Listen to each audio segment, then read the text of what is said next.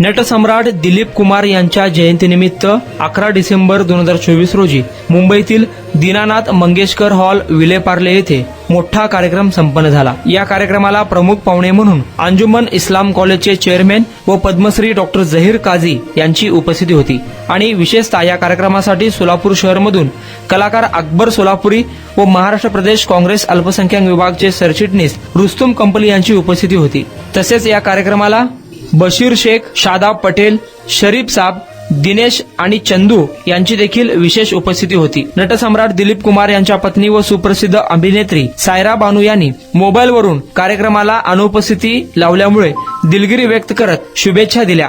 दरम्यान या प्रोग्रामचे ऑर्गनायझेशन अकबर सोलापुरी यांनी केले होते। गफूर सौदागर, लोकप्रधान न्यूज, सोलापूर।